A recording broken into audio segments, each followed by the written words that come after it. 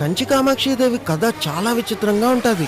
హిమాలయాల్లో ఉండే కాత్యాయుడు అనే ఒక ఋషి శివుడు కఠోరంగా తపస్సు చేసి పార్వతీదేవి తన కూతురి కింద రావాలి అని కోరుకుంటాడు. శివుడు కూడా ఆ వరాన్ని ఇచ్చేయడంతో ధ్యానంలోకి వెళ్లిన కాత్యాయుడికి కొన్నాళ్ళ తర్వాత ఆ పార్వతీదేవి త్రిపుర సుందరి రూపంలో ఒక చిన్న పిల్లలాగా వచ్చి కాత్యాయుడి ఒళ్ళో కూర్చొని ఆడుకుంటూ ఉంటుంది. దాంతో ఆ చిన్న పిల్లని ఎంతో గారాభంగా పెంచి పెద్ద చేయడం మొదలు పెడతాడు. త్రిపుర సుందరికి వివాహం వయసు వచ్చాక ఎన్ని జన్మలెత్తినా సరే పార్వతీదేవికి ఆ శివుడే భర్త కింద రావాలి కాబట్టి పొలి చర్మం, సింహాసనం లాంటి కొన్ని వస్తువుల్ని ఇచ్చి నడుచుకుంటూ వెళ్ళమని చెప్తాడు. ఎక్కడైతే ఆ వస్తువులన్నీ చెట్ల రూపంలోకి మారుతాయో అక్కడ శివుడికి తపస్సు చేయమని చెప్తాడు. అలా బయలుదేరిన త్రిపుర సుందరి కంచి చేరుకునేటప్పటికి అవన్నీ చెట్లు కింద మారిపోతాయి. అక్కడ ఇసుకతో ఒక శివలింగాన్ని చేసి తపస్సు పూర్తి చేసుకున్న త్రిపుర సుందరిని శివుడు వివాహం చేసుకుంటాడు. అలా పార్వతీదేవి త్రిపుర సుందరి కింద పుట్టి కంచిలో కామాక్షి అమ్మవారి కింద వెలిచారు. కంచికి ఆ అయ్యప్ప స్వామి క్షేత్రపాలకుడు కింద ఉంటారు. అందరూ చెప్పండి, జై కామాక్షి దేవికి.